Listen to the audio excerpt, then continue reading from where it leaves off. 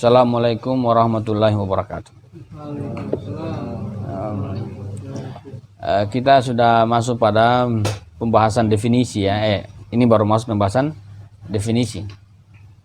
Definisi itu kan bertujuan memperjelas sesuatu yang kita sampaikan.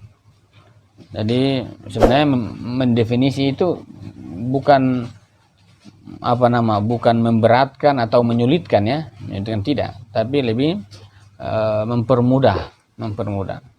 Dan arti definisi itu paling sederhana dikatakan dengan membatasi batasan ya. Jadi misalnya kita perlu juga mendefinisikan tindakan kita seperti apa supaya ada batasan. Kita tidak mungkin memahami sesuatu itu secara global dalam pahaman, tapi ketika kita mau mengetahui sesuatu yang belum kita ketahui, tentu pakai pengetahuan konsep-konsep terdahulu. Nah, konsep-konsep terdahulu itu disusun dalam sebuah definisi.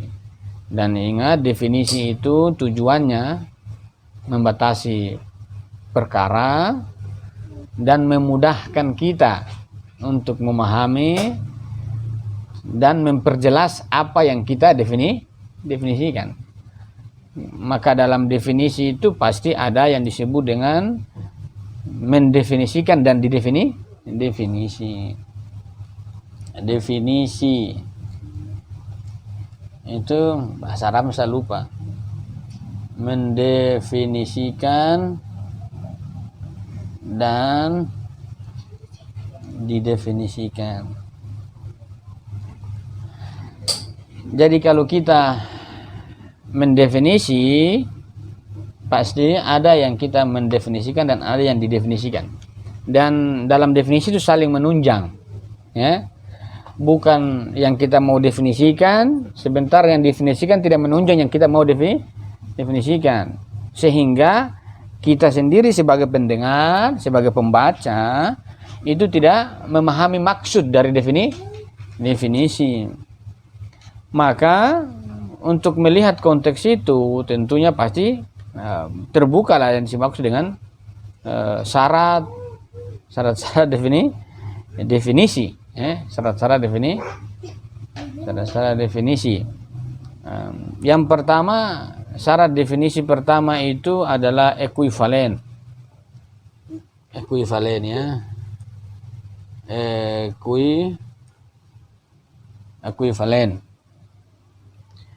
Ekuivalen itu adalah yang mendefinisikan dan yang didefinisikan itu sama, relasi sama. Jadi kita tidak bisa mendefinisikan sesuatu yang kita mau definisikan itu dia keluar atau dia melebihi afrad yang kita mau definisikan, ataukah dia tidak melingkupi keseluruhan, itu tidak bisa.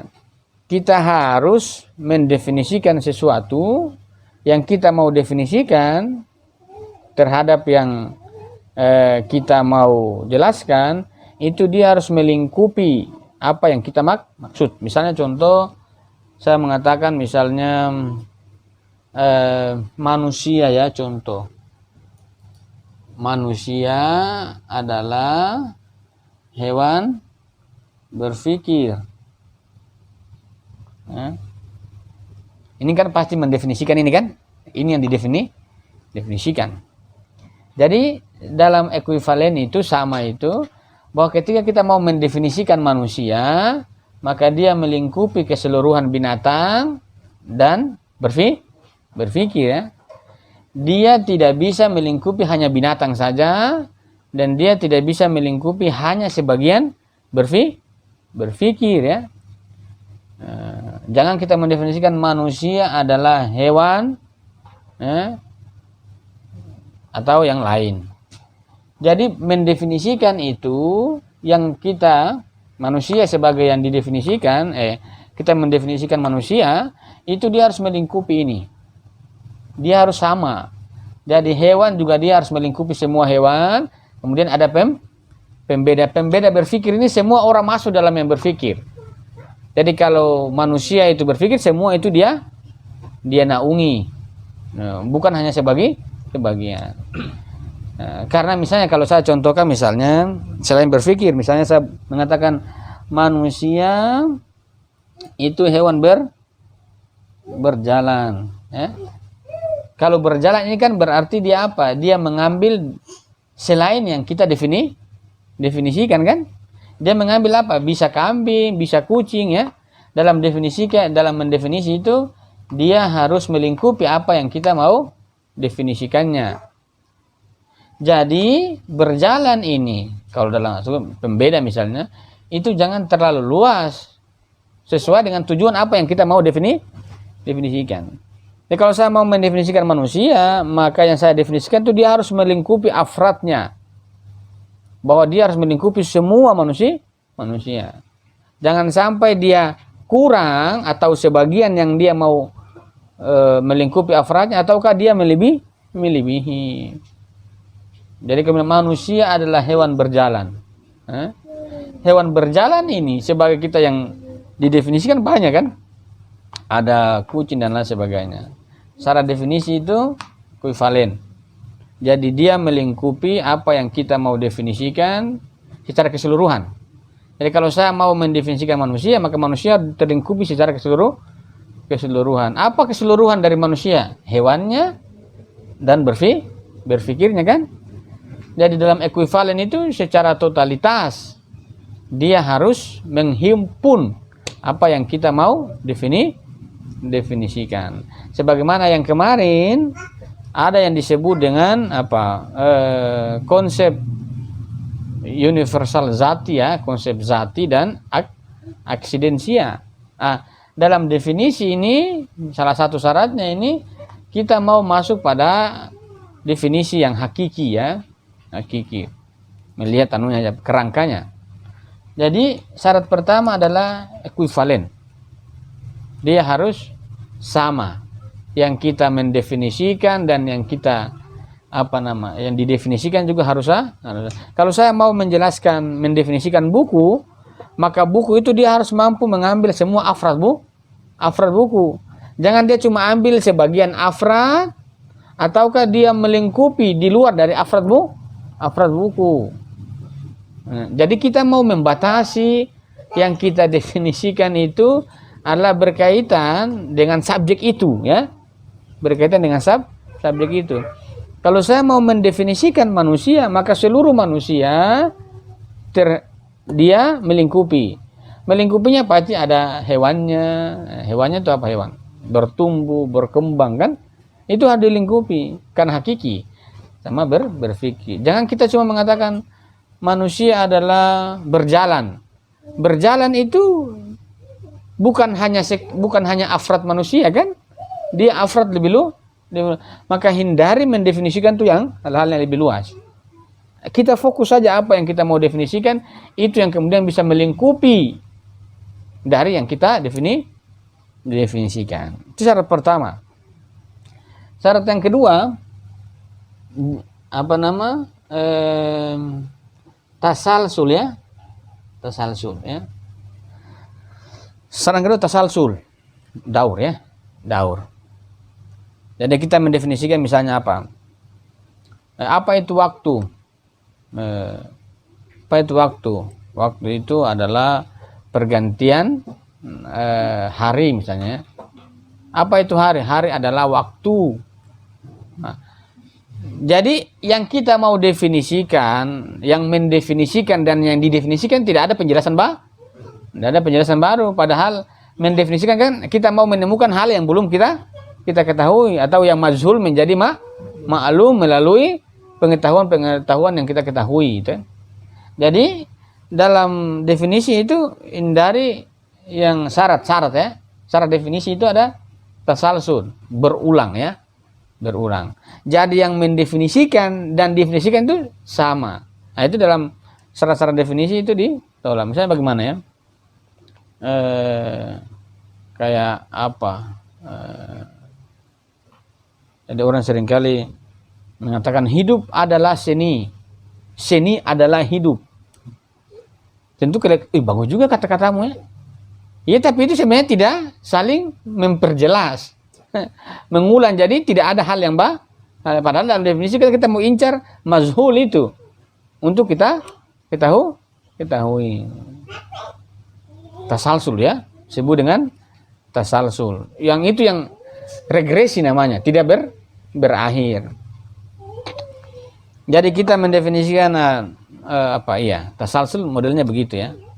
Jadi hindari dalam penjelasan, pendefinisian sesuatu, arti dari sesuatu itu nanti pada pendefinisian itu ulang dikembalikan pada awalnya. Itu tidak bisa dalam syarat definisi, karena syarat definisi itu adalah mau menemukan majhul menjadi maklum dari majhul awal ya, majhul awal. Jadi kalau sifatnya tasalsul, regresi tidak berujung, dan itu mendefinisikan misalnya apa itu huruf. Huruf itu adalah sebutan huruf adalah misalnya huruf itu adalah abjad. Apa itu abjad? Abjad itu huruf. Jadi tidak ada yang kita dapatkan pengetahuan baru ya. Ini banyak memang dalam aktivitas akademik kita, aktivitas intelektual kita mungkin itu seringkali pendefinisian itu terjadi itu. Jadi yang kita mau mendefinisikan dan yang didefinisikan itu sama. Karena definisi tujuan kan memberi pengetahuan baru. Karena kita mau mendefinisikan sesuatu, apa itu? Buku itu apa? Buku itu adalah jilitan yang bertumpu di atasnya lembaran-lembaran kertas dan tulisan ya. Apa itu kertas? Kertas itu buku yang ada tulisan-tulisannya. Nah itu kira-kira tasalsul ya. Jadi kita perlu melihat itu ya. Hindari itu dalam pendefinisian. Ini syaratnya. Nanti metodenya kan lainnya. Ini syaratnya. Yang ketiga, hindari beda lafaz sama makna. Beda lafaz sama makna. Nah, misalnya apa yang beda ya? Lafaznya misalnya insan dan bashar ini berbeda lah. Tapi maknanya sama, manusia. Hindari ya. Hindari beda lafaz sama makna. Kalau kita mendefinisikan lafaz itu dengan apa? Yang mendefinisikan dan yang didefinisikan itu harus memang berbeda ya, berbeda konsepnya. Bukan lafal berbeda tapi maknanya sama. Manusia apa itu insan? Insan adalah bashar. Itu namanya dihindari karena itu konsepnya sama-sama mengkonsepnya tentang manusia. Dalam pendefinisian itu dihindari. Yang kita mau definisikan adalah kata yang itu berbeda konsep apa? Satu kata satu makna ya. Dalam pembahasan itu ada ekuivokasi ya. Ekuivokasi, satu kata satu makna. Kata khusus ya. Kata khusus. Nah, begitu. Jadi kalau kita misalnya apa definisi dari bisa? Bisa adalah mendapatkan sesuatu. Nah, sama itu ya. Jadi kata yang dipakai dengan yang kita definisikan itu konsepnya sama. Dalam pendefinisian menghindari walaupun kata berbeda-beda tapi konsepnya itu harus berbeda. Tapi kalau sama dalam syarat definisi itu ditolak ya. Ditolak. Kira-kira 3 syarat ini yang paling kita mengatakan yang paling sering terjadi, walaupun masing-masing buku punya, tapi dalam kerangkanya yang paling besar berkaitan satu adalah sama ya, dia punya relasi sama. Relasi sama itu dalam pembahasan pertama misalnya saya mengatakan manusia ya atau binatang dan manusia, ini kan dia saling hubungan sama kan hubungan yang saling melingkupi. Ya. Misalnya manusia dan berpikir ini kan dalam 4 relasi kan, kalau saya bilang manusia berpikir ada manusia, salah satunya itu secara definisi hubungan sama. Tidak bisa dia mengambil sebagian, tidak bisa dia lebih keluar dari golongannya, itu tidak bisa dalam definisi ya. Nah, yang kedua, hindari proses tasalsul ya, proses tasalsul itu. Yang ketiga itu hindari, walaupun lafaz berbeda tapi konsepnya sama, itu tidak bisa dirumuskan dalam definisi.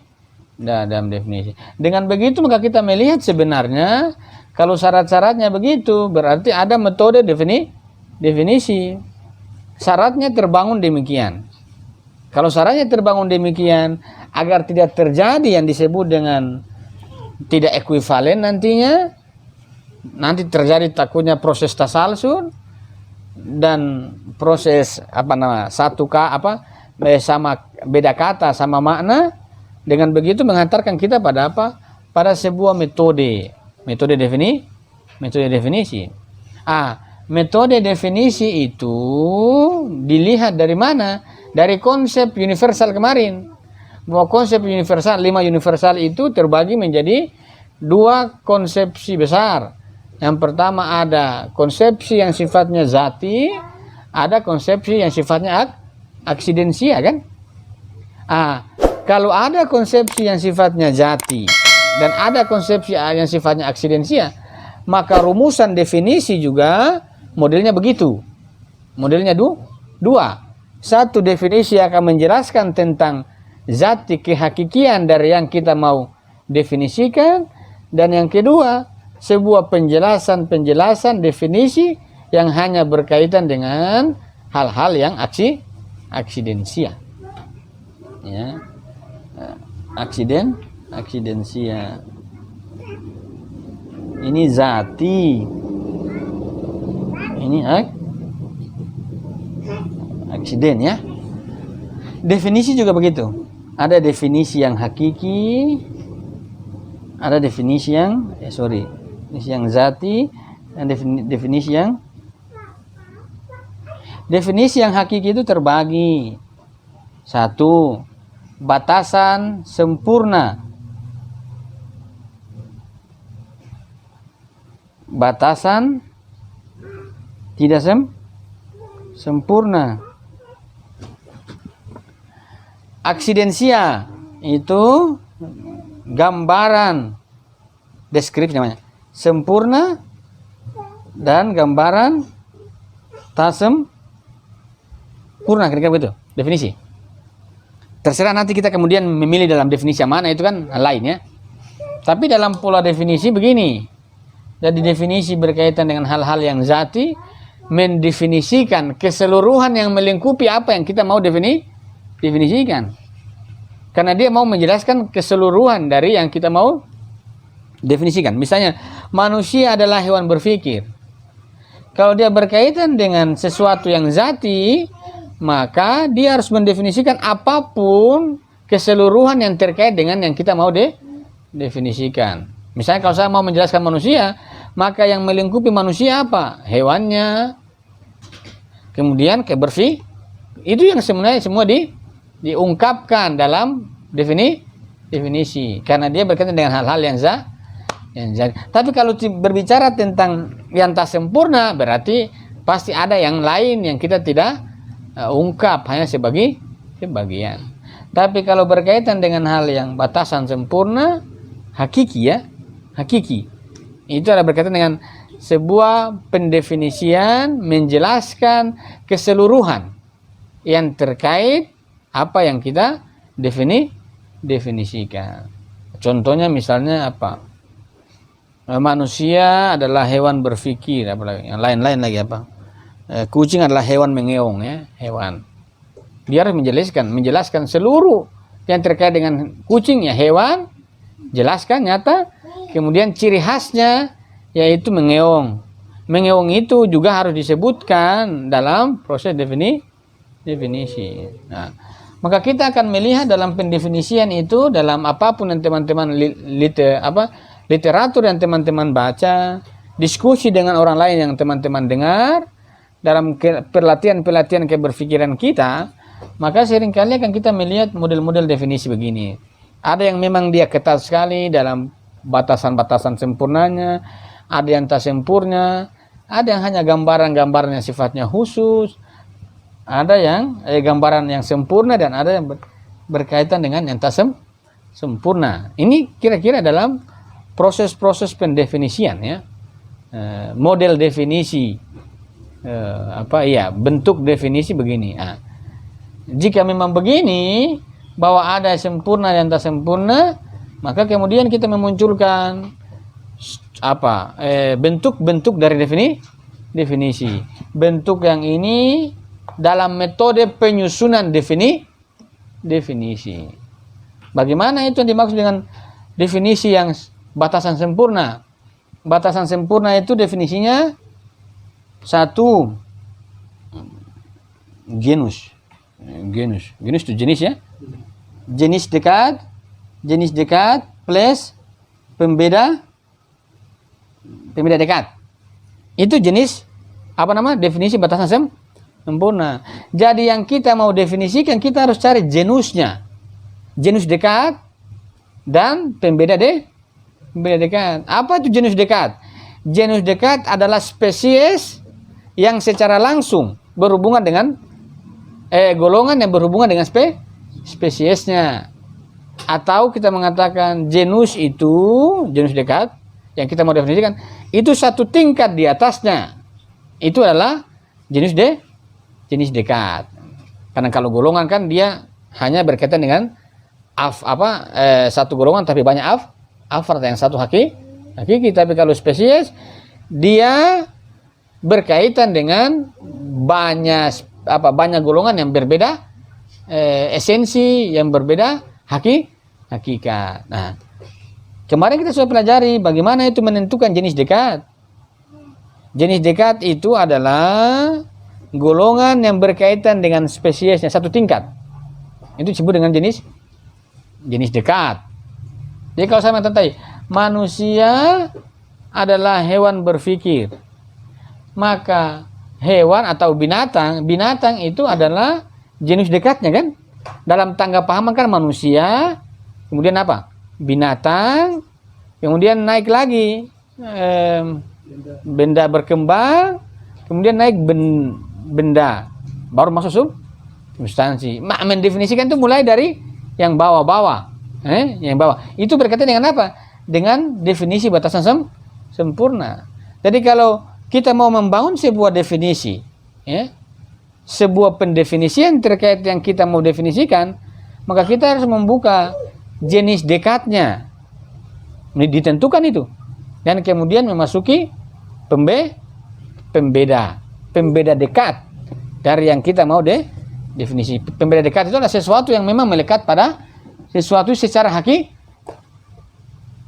Karena apa? Karena konsep zati dalam 5 universal itu, yang zati itu kan pembeda, golongan, dan spesies. Berarti apa? Jenis dekat itu adalah satu tingkat di atas golongan yang berkaitan dengan spesiesnya, satu tingkat saja. Satu tingkat. Kalau 2 tingkat itu sudah mau masuk pada jenis yang jauh. Dalam pendefinisian batasan sempurna, dia harus membuka ruang sedekat-dekatnya, ya, terkait dengan batasan sempurna. Sedangkan kalau yang tidak sempurna, batasan yang tidak sempurna ini dia berkaitan dengan genus jauh. Ini kan dekat, ya. Yang tidak sempurna genus jauh plus pembeda dekat. Apa itu manusia? Manusia adalah benda berkembang yang berpikir. Apakah salah? Tidak. Itu dia pakai batasan yang tidak sempurna. Kamu punya definisimu salah. Salah. Bukan salah-salah. Kalau masalahnya definisi itu banyak beragam. Ada kala memang orang pakai yang batasan sempurna. Ada kala memang orang menggunakan yang tak sempurna. sempurna. Sempurna dan tidak sempurna selalu dalam arti definisi. Kalau sudah mendefinisikan itu pasti dia sudah menjatuhkan itu. Menjatuhkan proses pembatasan. Apakah dia batasi dalam batasan yang hakiki, sempurna, ataukah dalam batasan yang tak sempurna. Dari mana itu yang dimaksud dengan batasan tak sempurna? Ditentukan, dilihat dari mana? Dari sesuatu, dari jenis jauhnya. Ya. Kalau sempurna karena dia berkaitan dengan apa? Dengan kedekatan dari yang kita definisi. Kalau manusia dalam kedekatannya, jenis dekatnya adalah binatang, kemudian pembeda dekatnya adalah berpikir. Kedekatan dalam menjelaskan definisi tentang manusia ini lebih mengungkap kehakikiannya karena dia berkaitan dengan sebuah kedekatan yang kita mau definisi. Tapi kalau berkaitan dengan batasan yang tak sempurna karena ada jarak, jarak itu jenis jauhnya yang membedakan. Jadi kita tidak mengambil atau kita bangun misalnya apa itu manusia? Manusia adalah atau kucing. Apa itu kucing? Kucing adalah benda yang mengeong. Benda, ya, benda tidak masalah. Jadi, apakah dianjurkan? Apakah kita dilarang dalam pendefinisian begitu? Tidak masalah. Karena memang itu salah satu bentuk dari definisi. Bebas saja orang mau mendefinisikan. Ya tergantung dia punya tasawur sampai di mana. Kalau dia mau mendefinisi tasawurnya sampai batas tak sempurna juga tidak menjadi persoalan. Lagian toh karena kita akan mentasawur memilah pembeda kan? Pembeda kita harus pilih mencari yang memang betul-betul hakiki dari sesuatu itu yang membedakan dari yang lain.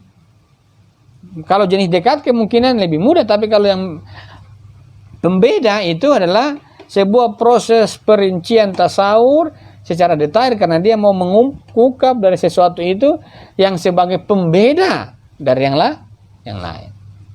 Tapi kalau berkaitan dengan batasan yang tak sempurna itu berkaitan dengan jenis jauhnya. Jenis jauh itu apa? 2 tingkat. Begitu ya. Dari golongan yang kita mau definisikan. Nah, ini bentuk dari definisi kita. Yang ketiga berkaitan dengan jenis dekat ya. Genus ya. Jenis dekat. Ini gambaran yang sempurna. Genus dekat plus apa? Sifat khusus.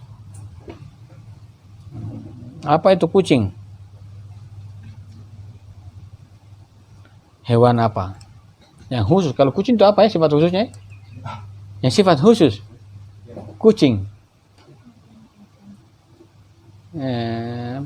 Siapa yang suka pelihara kucing ya? Atau misalnya kita mengatakan kucing itu manusia adalah hewan yang berpendidikan.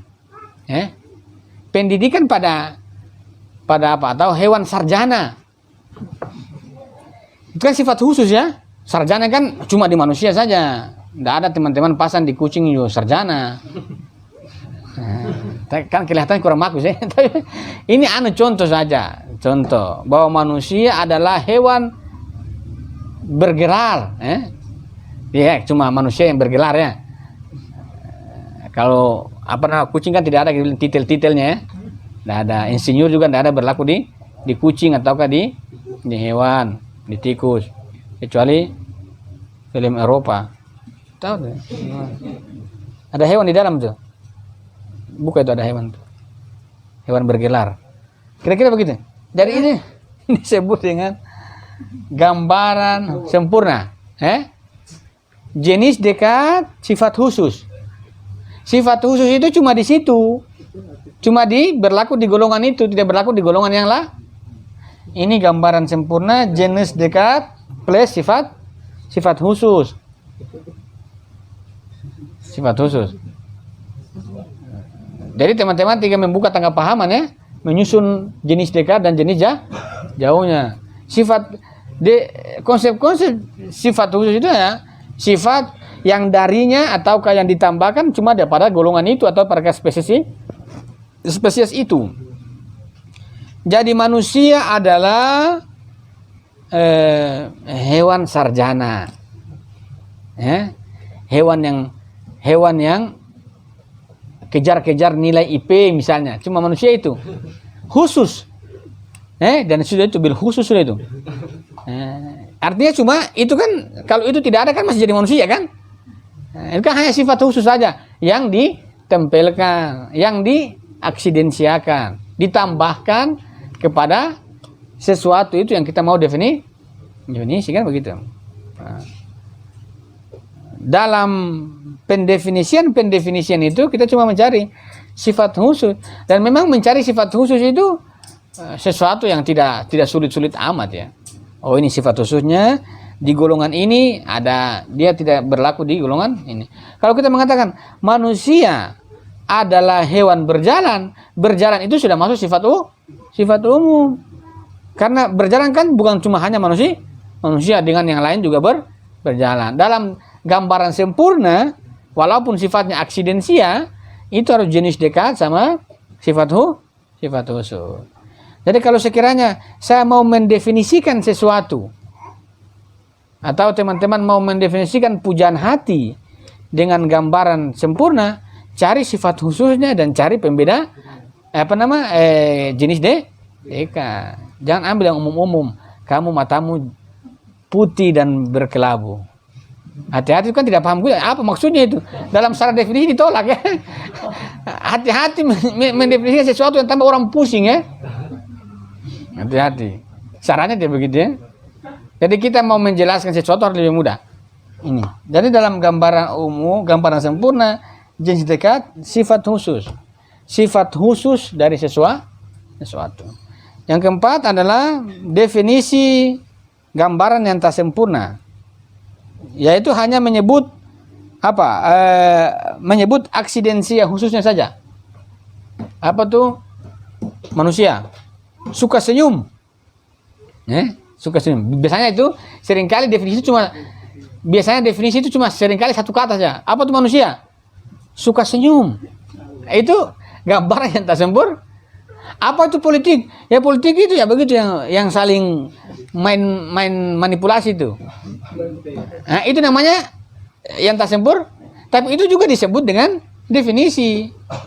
Kalau kita cuma punya batas dan kemampuan kita dalam, jadi artinya bahwa tidak mungkin, mustahil orang tidak mendefinisikan sesuatu. Cuma seringkali kita ini menilai orang tidak mendefinisikan karena kita ukur dari batasan yang kita mau, ya. Kalau kita yang belajar logika, maka kita harus melihat, oh ini definisinya masuk di sini. Kalau kita mengatakan bahwa politik itu adalah suka mainannya begitu, maka kita juga bisa mengambil contoh lain kan? Nah, itu kan ada yang mencontoh kan tidak akan berair. Tapi dia berkaitan dengan sifat khusus.